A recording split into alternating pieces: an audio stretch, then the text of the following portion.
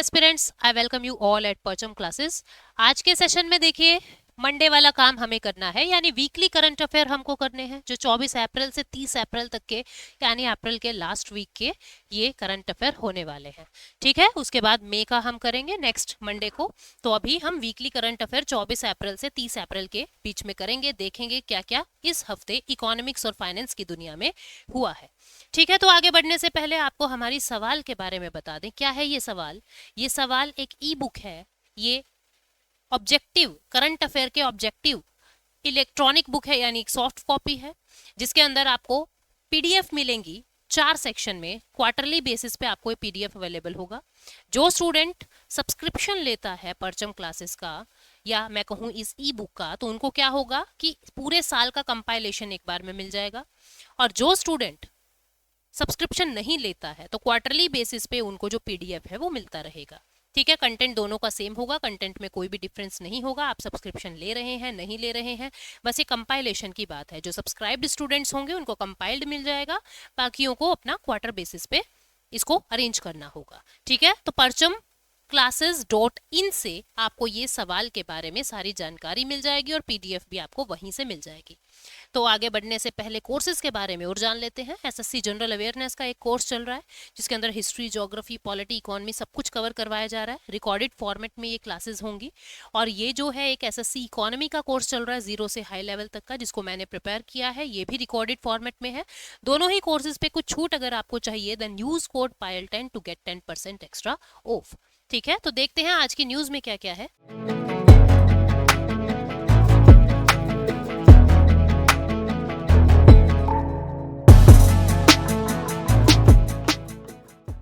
सबसे पहले global unicorn index आया है कि किस देश में कितने यूनिकॉर्न हैं और इंडिया का रैंक क्या है, इंडिया में टॉप मोस्ट यूनिकॉर्न कौन है।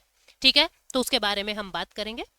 उसके बाद नेक्स्ट न्यूज क्या है हमारी? नेक्स्ट न्यूज होगी लॉजिस्टिक परफॉर्मेंस इंडेक्स, कि भारत लॉजिस्टिक्स के अंदर कैसा परफॉर्म कर रहा है। लॉजिस्टिक्स मींस ट्रांसपोर्टेशन में कैसा परफॉर्म कर रहा है।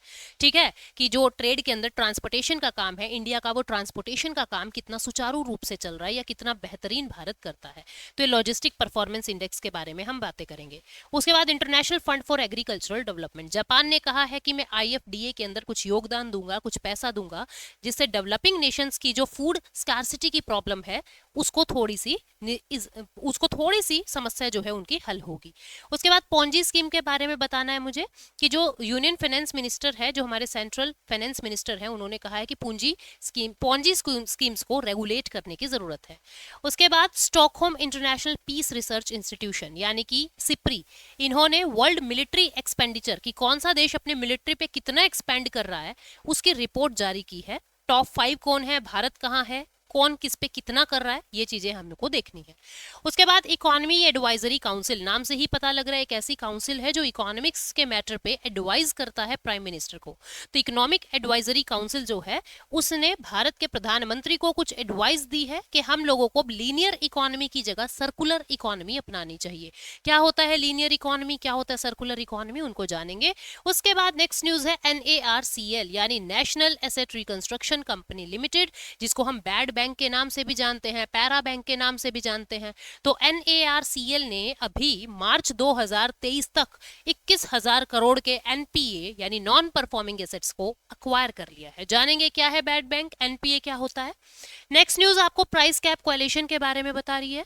कुछ नेशंस ने अपना ग्रुप बनाया, कुछ समूह बनाया और उन्होंने ये कह दिया कि रूस से इतने रुपए से ज्यादा का तेल नहीं खरीदेंगे, बैन करो उसको। क्या है ये न्यूज, जानेंगे। World bank release world development report, world bank ने वर्ल्ड डेवलपमेंट रिपोर्ट जारी की है 2023 की, जिसमें बताया है कितने माइग्रेंट्स कहां से कहां जा रहे हैं।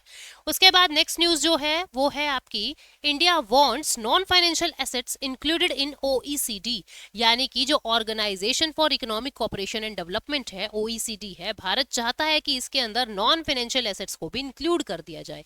क्या है नॉन फाइनेंशियल एसेट्स, क्यों ये भारत ऐसा कह रहा है, ये सब बातें अपने को जाननी है। ठीक है, अब देखते हैं एक एक करके इन सब न्यूज को कि इसमें क्या क्या हमें पढ़ना है। सबसे पहली न्यूज जो है यूनिकॉर्न के बारे में है। मतलब ये इंडिया जो है 3rd नंबर पे आ गया है। यूनिकॉर्न में इंडिया 3rd नंबर में आ गया है और इंडिया में टोटल 68 यूनिकॉर्न्स है। ठीक है, इंडिया में टोटल 68 यूनिकॉर्न है और इंडिया 3rd रैंक पे आ गया है। जिसके अंदर टॉप मोस्ट यूनिकॉर्न इंडिया के कौन है? स्विगी है, ठीक है, ड्रीम 11 है और बायजूस है। सबके बारे में आप लोग जानते ही हो, स्विगी कितना यूज कर रहे हो आप लोग, ड्रीम 11 आईपीएल ने तो तहलका मचा रखा है, और बायजूस आप हर जगह Byju's Byju's, KBC sponsored by Byju's, IPL sponsored by Byju's, तो बायजूस भी यूनिकॉर्न के अंदर आ गया है। ठीक है, तो इंडिया में टोटल 68 यूनिकॉर्न है और इंडिया का रैंक जो है वो थर्ड आ गया है। ग्लोबल यूनिकॉर्न इंडेक्स में जो हुरून रिसर्च इंस्टीट्यूट इस इंडेक्स को रिलीज करता है, इंडिया का रैंक 3 है। ठीक है, इंडिया में 68 यूनिकॉर्न है और इंडिया थर्ड लार्जेस्ट कंट्री बन गया है। यूएसए के अंदर 666 यूनिकॉर्न्स हैं और चाइना में 316 और भारत में सिर्फ 68 है, फिर भी हम थर्ड नंबर पे हैं। बायजू जो है वो टॉप मोस्ट यूनिकॉर्न है इंडिया का। ठीक है, उसके बाद स्विगी और उसके बाद ड्रीम 11, दोनों का ही इनका जो स्विगी और ड्रीम 11 है $8 बिलियन का इनका नेटवर्थ है। ठीक है, तो जिनका नेटवर्थ जो है एक लिमिट से अबव चला जाता है उसको यूनिकॉर्न हम लोग कह देते हैं। वो डेफिनेशन चेंज होती रहती है। ठीक है, तो अभी क्या बताया कि स्विगी और बायजूस दोनों का $8 बिलियन का है और दोनों ही जो है यूनिकॉर्न की डेफिनेशन में आ रहे हैं, और बायजू जो है वो टॉप मोस्ट यूनिकॉर्न है भारत का। उसके बाद यूनिकॉर्न जो है वो जिसकी भी वैल्यू $1 बिलियन से ज्यादा की हो गई है उसको हम यूनिकॉर्न कहते हैं। एक ऐसा स्टार्टअप या एक ऐसा वेंचर जिसका नेटवर्थ जो है, जिसकी वैल्यू $1 बिलियन से प्लस हो गई है, उसको हम यूनिकॉर्न कहते हैं। तो बायजूस का भी, स्विगी का भी, ड्रीम 11 का भी, ऐसे इंडिया में 68 कंपनी या 68 मैं कहूंगी वेंचर्स हैं जिनका नेटवर्थ $1 बिलियन से ज्यादा है।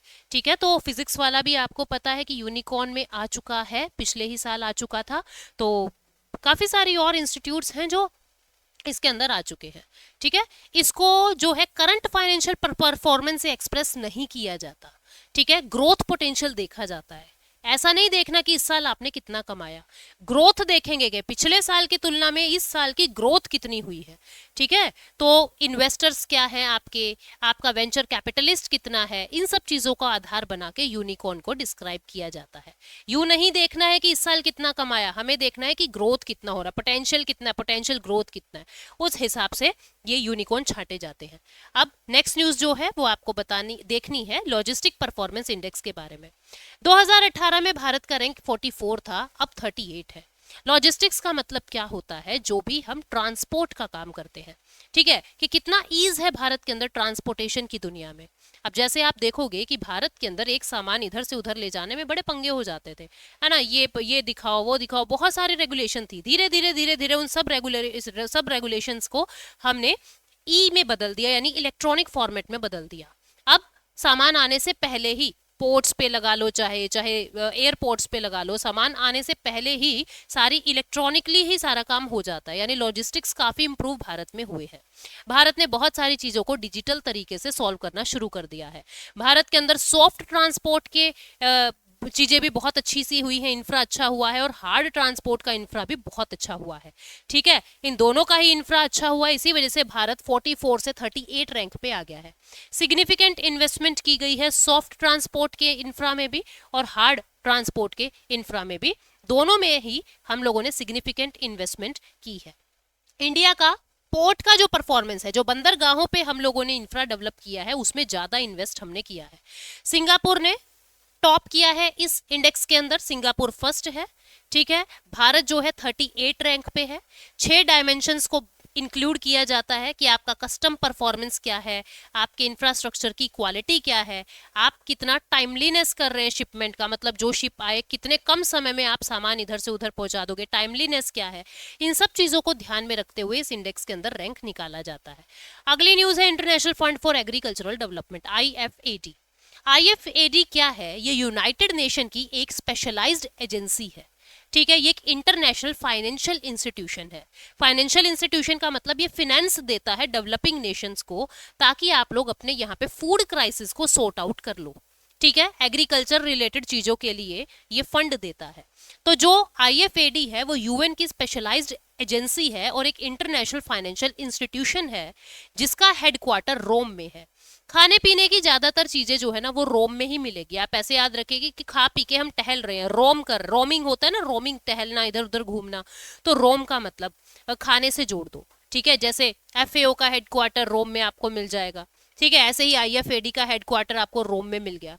ये 1974 में वर्ल्ड फूड कॉन्फ्रेंस हुई थी, उसका आउटकम निकल के आया international fund for agricultural development.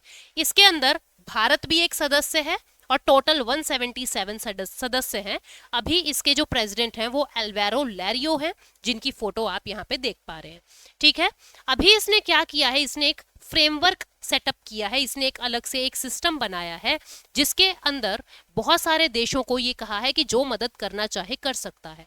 तो जापान ने फंड दिया है और बहुत सारे देशों ने भी ये कहा है कि हम फंड देंगे, हम मदद करेंगे, हम इस फंड के अंदर इन्वेस्ट करेंगे ताकि स्मॉल एग्रीकल्चरल प्रोड्यूसर्स जो हैं डेवलपिंग कंट्रीज के, भारत जैसे देश के जो छोटे छोटे किसान हैं, उनको मदद मिल सके, ठीक है।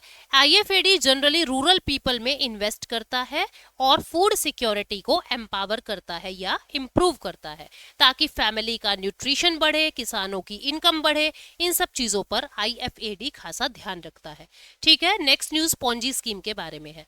देखो पहले तो जान लीजिए पॉन्जी स्कीम है क्या। ये एक फ्रॉडुलेंट स्कीम होती है, एक फ्रॉड होता है, ठीक है। ये एक फ्रॉडुलेंट इन्वेस्टिंग हो जिसमें कह दिया जाता है इन्वेस्टर को कि 21 दिन में पैसा दुगना कर देंगे, 20 दिन में पैसा दुगना कर देंगे, ऐसा पता नहीं क्या करते हैं, है ना, कि 21 दिन में पैसा दुगना हो जाएगा। पिक्चर्स भी देखी होगी ना आपने, हेरा फेरी टाइप की। तो यहाँ पे क्या होता है पॉन्जी स्कीम में, जैसे A नाम के व्यक्ति से आपने पैसे ले लिए, ये कौन है, ये स्कीम वाला है, ठीक है। ये बीच में मैं कहूंगी इंटरमीडिएटर है, कौन है, इंटरमीडियरी है, ठीक है। इसने क्या किया, A नाम के बंदे से 100 रुपए ले लिए और किसी B व्यक्ति को कह रहा है कि आप भी पैसा मुझे दे दीजिए, इतने दिन में वापस कर दूंगा, ठीक है। अब इसने क्या किया, A से 100 रुपए ले लिए और इसको कह दिया कि आपको 20 दिन में पैसे में दुगने करके दे दूंगा, ठीक। अब इसने B को कहा कि भैया तुम भी दे दो मुझे पैसे, तुम मुझे 200 रुपए दे दो और मैं आपके 30 दिन में पैसे दुगने करके दे दूंगा। अब B क्या करेगा, इसको पैसे देगा, ये 200 रुपए ये A को दे देगा, ठीक है। इसकी टोपी उसके सर कर रहा है, B से पैसे लिए, कहता है 30 दिन में वापस दे दूंगा दुगने करके, और A को कहा था 20 दिन। तो जैसे ही B पैसे देगा A को ये रिटर्न कर देगा 200 रुपए, ठीक है। यानी कहीं ना कहीं एक कस्टमर तो ऐसा होगा ना जो फंसेगा लास्ट में जाके, या इतना सारा कर्जा हो जाता है कि ये लोग खुद ही भाग जाते हैं पोंजी स्कीम वाले। तो यहाँ पे ये इस तरीके से स्कीम चलती है। और लोग बाग क्या करते हैं, जो इन्वेस्टर होते हैं, कि इतना जल्दी पैसा डबल हो रहा है, इतना तो हमें FD में भी नहीं मिलेगा, म्यूचुअल फंड्स में भी नहीं मिलेगा, किसी तरीके की और इन्वेस्टमेंट करें वहां भी नहीं मिलेगा, और दुनिया इस लालच में आके क्या करती है, अपना पैसा इन फ्रॉडुलेंट कंपनीज को दे देती है। तो यूनियन फाइनेंस मिनिस्टर क्या कह रहे हैं कि हम लोगों को पॉन्जी एप्स पर, आजकल ऐप चली हुई है पॉन्जी स्कीम्स के लिए, हमको इन ऐप पर शिकंजा कसना पड़ेगा, ठीक है। गवर्नमेंट ने ऑलरेडी एक कानून बनाया हुआ है, अनरेगुलेटेड डिपॉजिट स्कीम एक्ट 2019 का, जिसमें बहुत सारी और ऐसे मैकेनिज्म, जैसे जो पॉन्जी स्कीम जैसी और बहुत सारी ऐसी स्कीम्स हैं जहां पे इन्वेस्टर्स को बहुत रिस्क रहता है, उन सबको रेगुलेट करने की जरूरत है, ठीक है। तो ये पॉन्जी स्कीम के बारे में न्यूज थी, हमने बात की। अभी सिप्री के बारे में न्यूज है। सिप्री क्या है, एक रिसर्च इंस्टीट्यूट है, स्वीडन में आधारित है, ये स्वीडन बेस्ड है, ठीक है। इंडिपेंडेंट है, मतलब सरकार का नहीं है, इंडिपेंडेंट है, इंटरनेशनल इंस्टीट्यूट है। काम क्या करता है ये, डिसआर्मामेंट, यानी कि जो हथियार हैं उनको खत्म करने के लिए एफर्ट्स कर रहा है, ठीक है। आर्म कंट्रोल की बेवजह या गलत तरीके से आर्म्स को यूज ना किया जाए, ठीक है। कॉन्फ्लिक्ट्स को रिड्यूस करने में मदद करता है दो देशों के बीच में। तो सिप्री जो है एक ऐसा रिसर्च इंस्टीट्यूट है जो इन सब चीजों को देखता है कि कौन से देश ने कितना आर्म कम कर दिया है पहले की तुलना में, कौन देश ने अपने कॉन्फ्लिक्ट्स को सुलझा लिया है। तो इसने क्या कहा है, इसने ये बताया है कि पूरी दुनिया में अपनी मिलिट्री पे कौन कितना एक्सपेंडिचर कर रहा है। तो इस सिप्री ने टॉप 5 स्पेंडर बताए हैं, 5 बिगेस्ट स्पेंडर 2022 के, United states, China, Russia, India, Saudi. India 4th number पे है, ठीक है। और ये 5 देश टोटल मिला के पूरी दुनिया का 63% अकेले ये 5 देश अपनी अपनी मिलिट्री पे स्पेंड कर रहे हैं। उसकी एक वजह यूक्रेन और रशिया की लड़ाई का होना भी है, ठीक है। 81.4 बिलियन मिलिट्री एक्सपेंडिचर है और इंडिया जो है 4th लार्जेस्ट स्पेंडर में है 2022 में। ये इंडिया का मिलिट्री एक्सपेंडिचर इन्होंने बताया है 81.4 बिलियन डॉलर। ठीक है, पूरे वर्ल्ड का जो मिलिट्री एक्सपेंडिचर है वो पहले की तुलना में 3.7% इंक्रीज हुआ है। ठीक है, और ग्लोबल जीडीपी का 2.2% तक पहुंच गया। पूरी दुनिया का जो जीडीपी है उसका 2.2% मिलिट्री पे एक्सपेंड कर दिया जाता है। इसके बाद नेक्स्ट इसके अंदर क्या बताया जा रहा है, जो रशिया का इन्वेजन हुआ है यूक्रेन पे, वहां से स्पेंडिंग और ज्यादा इंक्रीज हुई है। क्योंकि देखो युद्ध हो रहा है तो एक दूसरे को मदद करनी पड़ती है, कोई रशिया को कर रहा है तो कोई यूक्रेन को कर रहा है, तो जब मदद करनी होती है तो ऑब्वियस सी चीज है आपको खर्चा बढ़ाना पड़ेगा।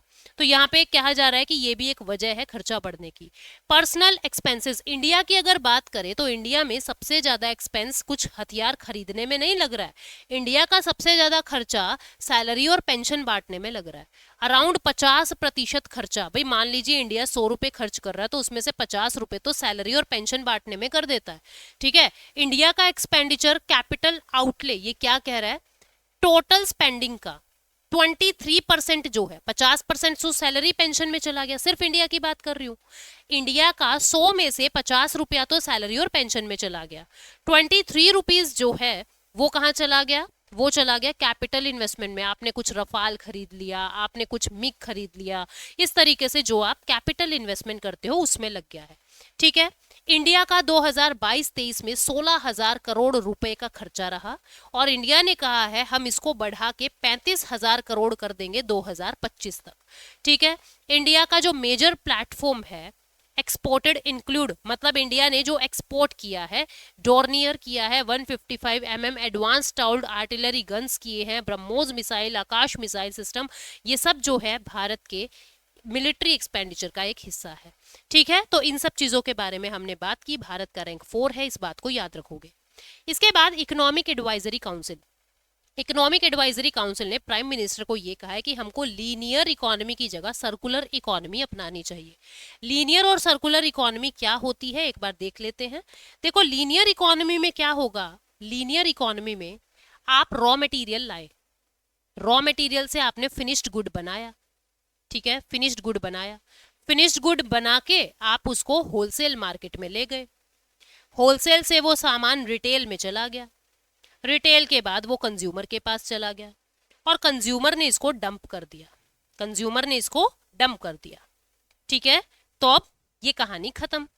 लेकिन सर्कुलर में क्या हो रहा है, इस डंपिंग स्टेशन से फिर से चीज को रीयूज किया जाए, इसको फिर से रिसाइकल किया जाए। तो जो इकोनॉमिक एडवाइजर काउंसिल है वो क्या कह रहा है कि ऐसा करने से, मतलब इसको सर्कुलर बना दीजिए, ऐसा करने से एक तो इको फ्रेंडली काम होगा, ठीक है, एनवायरमेंट अच्छा रहेगा, दूसरा आपका कॉस्ट कम हो जाएगा, कॉस्ट रिड्यूस हो जाएगा, तीसरा जो है आपको सस्टेनेबल डेवलपमेंट करने में मदद मिलेगी, सस्टेनेबल डेवलपमेंट करने में मदद मिलेगी। ठीक है, तीसरी के बाद चौथे और क्या क्या इन्होंने फायदे बताए उन सब चीजों के बारे में बात करते हैं। कह रहे हैं कि सर्कुलर इकोनॉमी वो सिस्टम है जहां पे प्रोडक्शन को ऑर्गेनाइज किया जा रहा है, उसको रीयूज करके, ठीक है, उसको रीयूज करके, उसको रिसाइकल करके, ताकि सस्टेनेबल और environment friendly mode of production किया जा सके। इंडिया का जो करंट इकोनॉमिक मॉडल है वो लीनियर है, मतलब हम रिसोर्सेज को धरती से निकाल रहे हैं, उसकी प्रोसेसिंग करते हैं, उसको फिनिश्ड गुड में ट्रांसफॉर्म करते हैं और फिर उसको कंज्यूमर को बेच देते हैं। कंज्यूमर क्या करता है, उसको डिस्पोज कर देता है यूज करके, पानी पिया बॉटल फेंक दी, चिप्स खाया कागज फेंक दिया। यानी इंडिया के अंदर every year 62 million ton waste generate हो रहा है, ऐसी रिपोर्ट सीपीसीबी ने दी है, ठीक है, सेंट्रल पॉल्यूशन कंट्रोल बोर्ड ने दी है। इसका सिग्निफिकेंस क्या होगा अगर हम सर्कुलर इकोनॉमी को अपनाते हैं? एक तो नॉइस और एयर पॉल्यूशन कम हो जाएगा, लैंड डिग्रेडेशन बचेगा, ठीक है, वेस्ट कम हो जाएगा, सस्टेनेबल और एनवायरमेंट फ्रेंडली काम होगा। इंक्रीज्ड इनकम, इनकम जो है वो इंक्रीज होगी, 2030 तक 14 लाख करोड़ की हम बचत कर लेंगे, ठीक है। और ये क्या कह रहा है कि 11% अपना डिपेंडेंसी कम हो जाएगी, मतलब हमें रिसोर्सेज के लिए, रॉ मटेरियल के लिए दूसरे पे डिपेंड नहीं होना पड़ेगा, क्योंकि आप उन्हीं चीजों को रिसाइकल या रीयूज कर रहे हो, ठीक है। चैलेंजेस क्या होंगे सर्कुलर इकोनॉमी को अचीव करने में? अवेयरनेस जो है, चैलेंजेस क्या है? लोगों को पता ही नहीं सर्कुलर इकोनॉमी क्या होता है, तो अवेयरनेस नहीं है, वेस्ट मैनेजमेंट करने का तरीका अपने पास नहीं है, इंसिनरेटर या बड़े बड़े डंपिंग स्टेशन भारत में नहीं है, ठीक है, और रिसाइकल्ड प्रोडक्ट्स की अवेलेबिलिटी जो है वो लिमिटेड है। ये 3 चैलेंजेस आ रहे हैं। हमको रिकमेंड क्या किया है कि हमको क्या क्या करना चाहिए। हमको एक तो नेशनल लेवल का विजन डॉक्यूमेंट बनाना चाहिए, इवैल्यूएशन सिस्टम अपना स्ट्रॉन्ग करना चाहिए, कैसा प्रोडक्ट बन रहा है, रिसाइकिल कहाँ से करना है, रीयूज कहाँ से डंपिंग स्टेशन से उठाना है, इन सब चीज़ों के बारे में पता होना चाहिए। भारत बहुत सारे काम ऑलरेडी कर रहा है, अटल इनोवेशन मिशन, स्वच्छ भारत अभियान, नेशनल रिसोर्स एफिशिएंसी पॉलिसी, ये सारे काम इंडिया ऑलरेडी कर रहा है टू सस्टेनेबली डेवलपमेंट, ठीक है, ताकि हम लोग सस्टेनेबल डेवलपमेंट कर सके, यानी कि निरंतर उसके अंदर विकास कर सके, फ्यूचर जनरेशन के लिए भी हम लोग विकास कर सके, डेवलपमेंट कर सके, ठीक है। तो ये पूरी न्यूज थी जिसके बारे में हमने बात की। उसके बाद NARCL, देखो क्या होता है, NPA क्या होता है, पहले उसको समझ लो। नॉन परफॉर्मिंग एसेट क्या होता है, ये शब्द मैंने पहले भी आपको बताया है इकोनॉमी की सीरीज में, अगर आप वहां जाके देखेंगे तो बहुत आसानी से आपको समझ आ जाएगा। NPA होता है नॉन परफॉर्मिंग एसेट। क्या होता है? नॉन परफॉर्मिंग एसेट, मतलब एक ऐसा एसेट होता है जो परफॉर्म ही नहीं कर रहा है, वो परफॉर्म ही नहीं कर रहा है, मतलब लोग ले तो गए, ना तो उसका इंटरेस्ट दे रहे हैं, इंटरेस्ट वापस नहीं मिल रहा है, और ना ही प्रिंसिपल अमाउंट आपका वापस आया, ना तो इंटरेस्ट वापस आया, ना ही प्रिंसिपल अमाउंट वापस आया।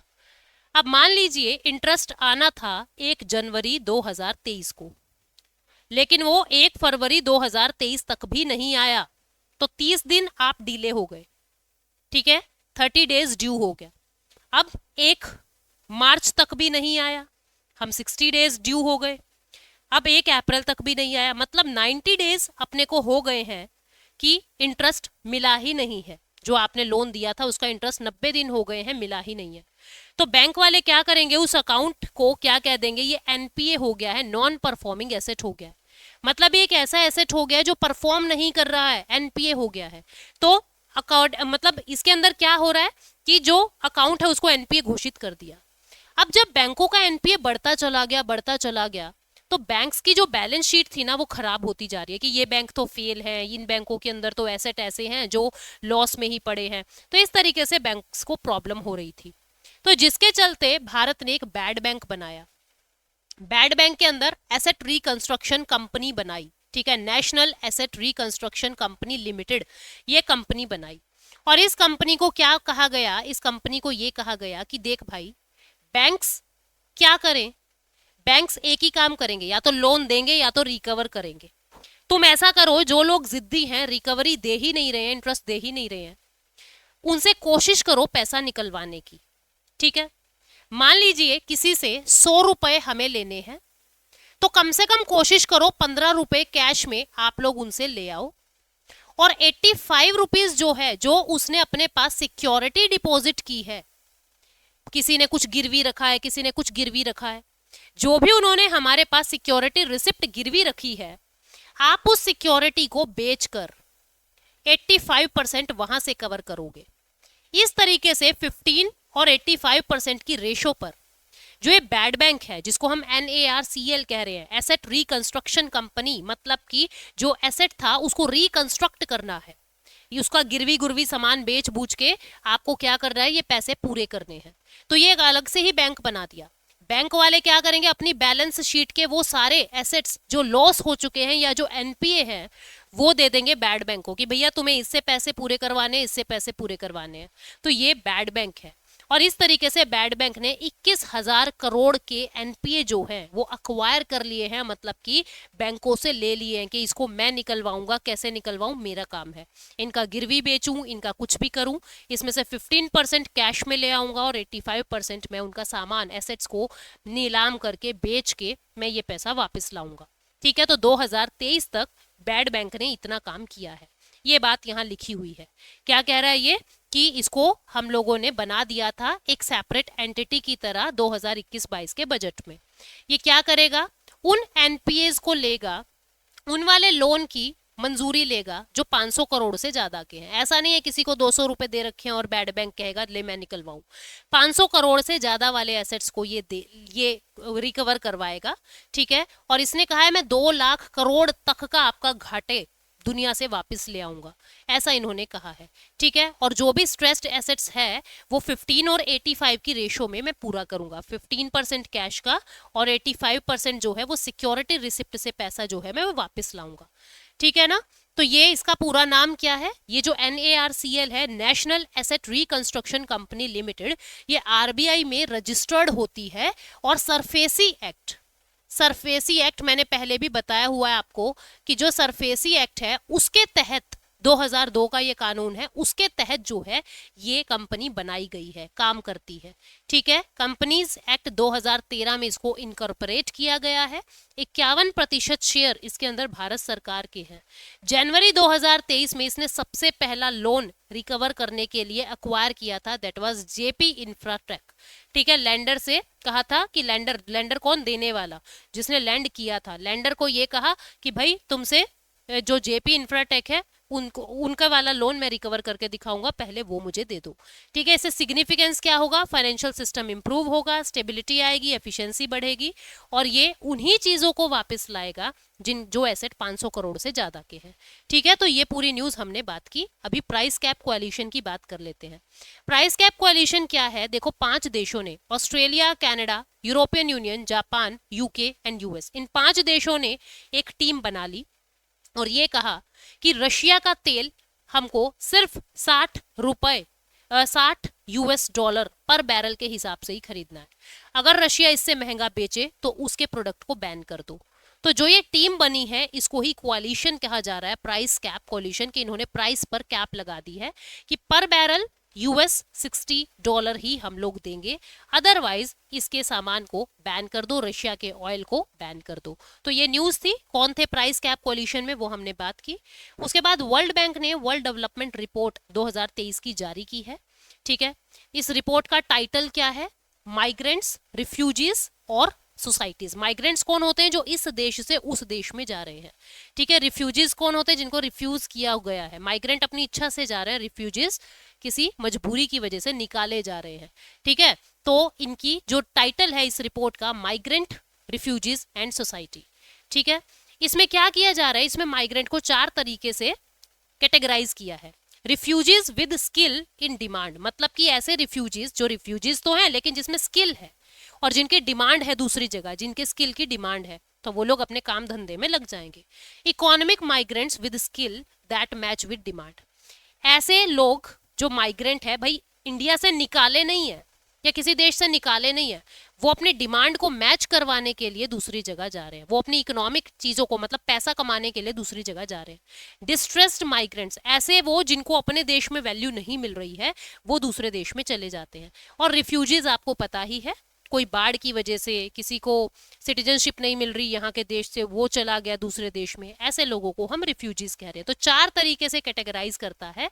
और इसकी की हाइलाइट्स क्या है, ये कह रहा है कि पूरी दुनिया में 184 मिलियन पीपल जो हैं वो माइग्रेंट्स हैं। ठीक है, 37 मिलियन रिफ्यूजीज को सिटीजनशिप नहीं मिल रही, जिन देश में वो रह रहे हैं उस देश की सिटीजनशिप उनको नहीं मिल रही, 37 मिलियन लोग ऐसे हैं। 120% income gain from Indian working abroad as compare to 40% income gain through internal migration. ये क्या कह रहा है, जैसे मान लीजिए इंडिया के अंदर आप दिल्ली से मुंबई जा रहे हो, भाई आपका इनकम तो बढ़ा, लेकिन कोई व्यक्ति इंडिया से अमेरिका जा रहा है, दूसरे देश में जा रहा है, तो उसका इनकम 120% बढ़ रहा है। आप इंडिया के अंदर ही माइग्रेट कर रहे हो तो इनकम का ग्रोथ 40% देखने को मिल रहा है। अगर आप इंडिया से दूसरे देश में जा रहे हो तो आपकी इनकम 120% से इंक्रीज हो रही है। ठीक है, जो लो स्किल्ड इंडियन माइग्रेंट्स हैं वो यूएस के अंदर अगर माइग्रेट कर जाएं, लो स्किल्ड इंडियन माइग्रेंट्स जिनकी स्किल भी अच्छी नहीं है लेकिन अगर फिर भी वो यूएस में माइग्रेट कर जाएं तो उनकी इनकम में अराउंड 500% का इजाफा देखा जा रहा है। सबसे ज्यादा माइग्रेशन कहाँ देखा जा रहा है, इंडिया से यूएस, इंडिया से बांग्लादेश, इंडिया से गल्फ कॉपरेशन काउंसिल, ये टॉप माइग्रेंट कॉरिडोर देखने को मिल रहे हैं। रिपोर्ट ने रिकमेंड क्या किया है कि मैच एंड मोटिव फ्रेमवर्क आप लोग करें कि आप कैसे, किस डेस्टिनेशन कंट्री में आपको जाना है, आपकी डिमांड और आपकी स्किल कहाँ पे मैच करेगी। पहले मूवमेंट करने से पहले इस चीज को देख ले। ओरिजिन कंट्री जो है वो डेवलपमेंट स्ट्रेटेजी लेके आए, मतलब जिस देश से लोग जा रहे हैं वो अपने देश में ही डेवलपमेंट स्ट्रेटेजी लेके आए ताकि लोगों को जाना ही ना पड़े, ठीक है। और डेस्टिनेशन कंट्री, जिस देश में आप पहुंच रहे हो वहां पे आपका स्ट्रॉन्ग मैच माइग्रेशन होना चाहिए, ठीक है, ताकि मतलब कि आप लोग उस इंसान की स्किल को पहचान के उसको काम दें। डेस्टिनेशन कंट्री को भी ये कहा जा रहा है। अब जो नेक्स्ट न्यूज है, लास्ट न्यूज है अपनी, कि जो ये OECD है, organisation for economic cooperation and development, ये देखो इसने एक मीटिंग में क्या कहा कि जितने भी मेंबर नेशन है वो मेंबर नेशन अपने अपनी फाइनेंशियल डिटेल्स को जारी करेंगे। क्यों जारी करेंगे? ताकि ये पता लगे कौन सा देश कितना टैक्स इवेड कर रहा है, कौन सा देश कितना टैक्स की चोरी कर रहा है, ठीक है। तो जो OECD है इसके अंदर एक फ्रेमवर्क है जिसका नाम है AEIO, ठीक है। क्या नाम है? AEIO। AEIO है क्या? ये एक सिस्टमिक एंड पीरियोडिक कलेक्शन है, transmission of bulk tax payer information. AEIO एक ऐसा सिस्टमिक और पीरियोडिक सिस्टम है जिसके जरिए ये पता लगता है कि टैक्स यहाँ से कहाँ जा रहा है, कितना टैक्स कहाँ से कहाँ जा रहा है, ठीक है। ये इंफॉर्मेशन मिलती रहती है। और इसी AEIO ने ये कहा है कि जितने भी मेंबर कंट्री हैं वो सब अपने अपनी फाइनेंशियल डिटेल दें। लेकिन इंडिया जो इसका एक सिग्नेटरी है, इंडिया ने क्या कहा है कि फाइनेंस के साथ साथ नॉन फाइनेंशियल एसेट्स को भी शो करो। जैसे आपके पास प्रॉपर्टी कितनी है, आपके पास गोल्ड कितना है, जो नॉन फाइनेंशियल एसेट्स हैं लाइक रियल एस्टेट प्रॉपर्टीज, उसको भी OECD कंट्रीज को उस चीज को भी शो करना चाहिए, ठीक है। ये पूरी न्यूज थी जिसके बारे में मैंने आपको शॉर्ट में बता दिया। OECD क्या है? 1948 में ओरिजिनेट होती है। पहले इसका नाम organisation for European economic cooperation था, OEEC था। 1961 में इसका नाम बदल के OECD किया गया, ठीक है। इसका काम क्या था कि जो US फंडेड मार्शल प्लान था, post war reconstruction on the continent, US ने मार्शल प्लान चलाया था ताकि जो ईस्टर्न नेशन है, जो ईस्टर्न वर्ल्ड है, उन नेशंस को रिकंस्ट्रक्ट करने में मदद कर सके, ठीक है, और ज्यादा से ज्यादा कैपिटलिज्म फैला सके, ठीक। तो US के मार्शल प्लान के अंदर मदद करने के लिए ये OEEC बनाया गया था। 1961 में इसका नाम बदल के OECD कर दिया था। तो ये थी आज की सारी न्यूज जिसके बारे में मैंने आपको बताया।